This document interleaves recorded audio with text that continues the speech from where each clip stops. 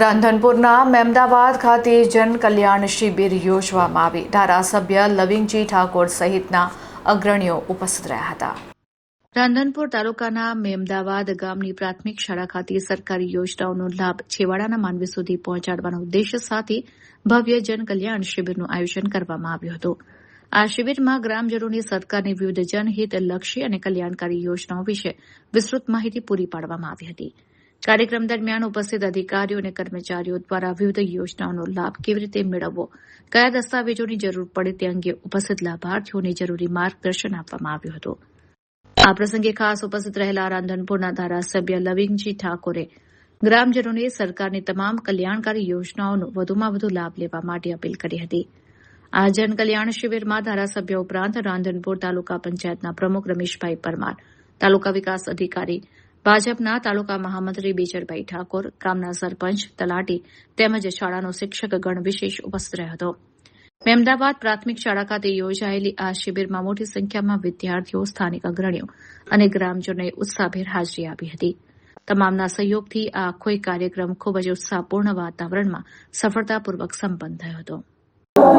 કોકિલાબેન બળદેવભાઈ છે। હું 23 વર્ષથી આંગણવાડીમાં નોકરી કરું છું। અમારા આંગણવાડીમાં બાળકોને THR બાલ શક્તિના પેકેટ 7 મળે છે અને ધાત્રી માતાને બાલ શક્તિના 4 પેકેટ મળે છે અને કિશોરી 11 થી 18 વર્ષની કિશોરીઓને 4 પેકેટ પૂર્ણ શક્તિના મળે છે। અમે આજે જન કલ્યાણ શિબિરની યોજના કરેલ છે। તેમાં બાલ શક્તિમાંથી અને માતૃશક્તિમાંથી અને પૂર્ણ શક્તિમાંથી અલગ અલગ પ્રકારની વાનગીઓ બનાવી અને અમે અહીંયા રાખેલ છે।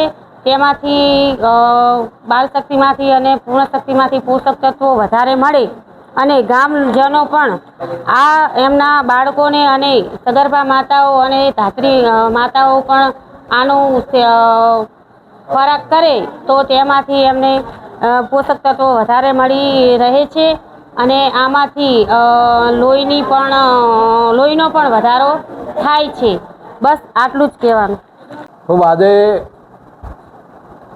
મેમદાવાદ જિલ્લા પંચાયતમાં આવતા લગભગ 19 ગામોના અહીંયા બધા જન કલ્યાણ શિબિરમાં બોલાવીને અહીંયા સરકારશ્રીની વિવિધ યોજનાઓના સ્ટોલ લાગેલા છે અને ગરીબ લોકોને, આમ જનતાને એનો સરકારશ્રીનો લાભ મળે એના માટે અધિકારીઓ, પદાધિકારીઓ સાથેની અહીંયા શિબિરનું આયોજન કરેલું છે, જેથી કરીને